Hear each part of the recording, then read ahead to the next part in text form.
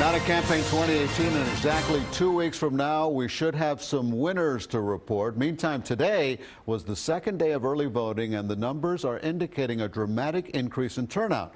That's leading some lines, but it's actually the ballots themselves that could slow you down when you go to the polls. CBS 4's David Sutta is live in Coral Gables with some important information all the voters need to know. David?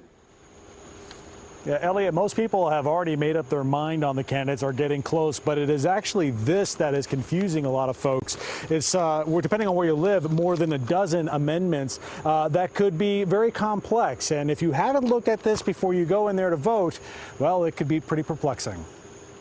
At the Coral Gables Library, there is a steady stream of early voters, all of them proudly showing off their stickers and perplexed by their ballot. It's ridiculous. Thank God I had friends with whom I sat down, I went through them, and I brought my list. I read the sheet before as a preparation, but I still had to reread everything. It's not the candidates that's complicated, but more than a dozen constitutional amendments regarding felon voting rights, victims' rights, vaping, gambling, and offshore drilling. What do you think if someone shows up that hasn't looked at it before? Oh, they're in deep trouble.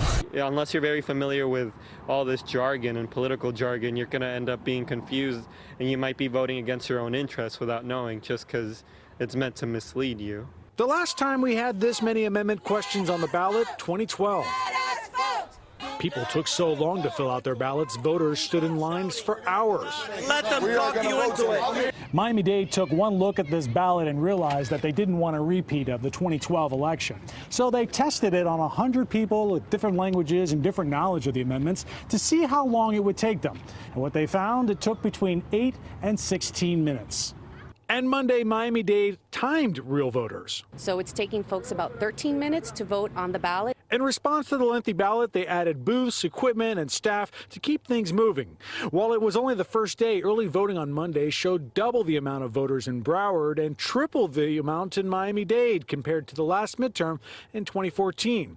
High turnout and a lengthy ballot could create bottlenecks at precincts. It took about an hour. And Xana Rodriguez had done her homework, filling out a sample ballot before coming to vote.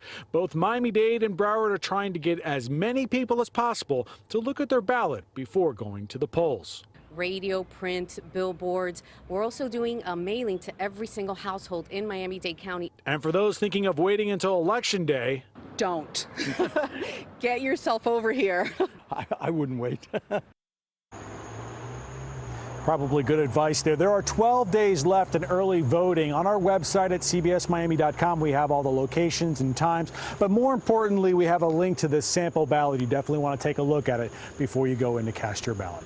In Coral Gables, I'm David Sutta, CBS 4 News Tonight.